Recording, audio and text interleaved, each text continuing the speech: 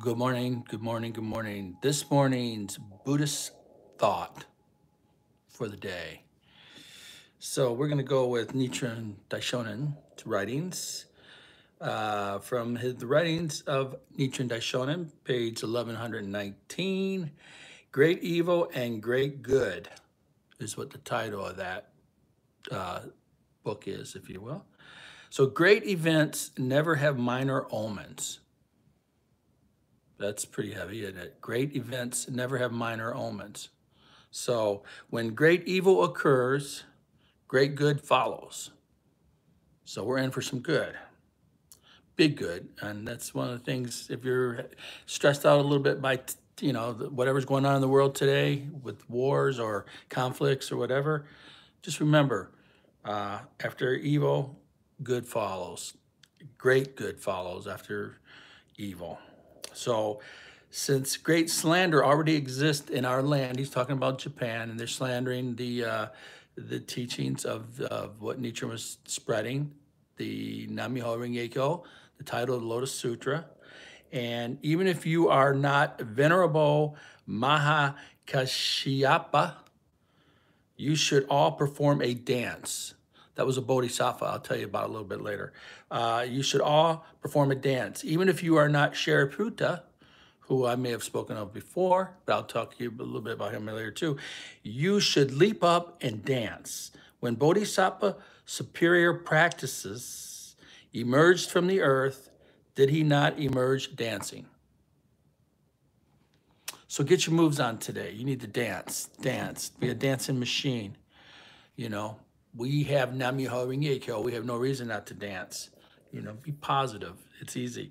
So Shariputra, he was known as the foremost in wisdom, originally a follower of a non-Buddhist teacher. He joined Shakyamuni's community of practitioners, and he was an outstanding disciple that he was able to preach the teachings of Shakyamuni's steed. But unfortunately, he died before Shakyamuni did.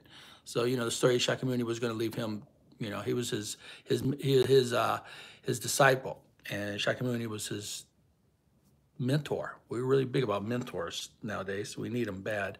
We've had them here in the Soka Gakkai. So Mahakashyapa was known as a foremost in the ascetic practices. The ascetic practices would be more like the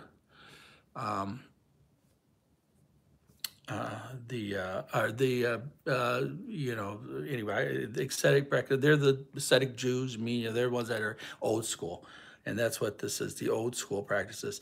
He seems to have been a quiet, introverted person, but he excelled in performing certain strict disciplinary practices. So he must have been a man of stalwart character. Stalwart character. That's a word I don't ever think I've seen before. And though he had a rather subdued personality, he played a key role in preserving the community of practitioners after Shakyamuni's death.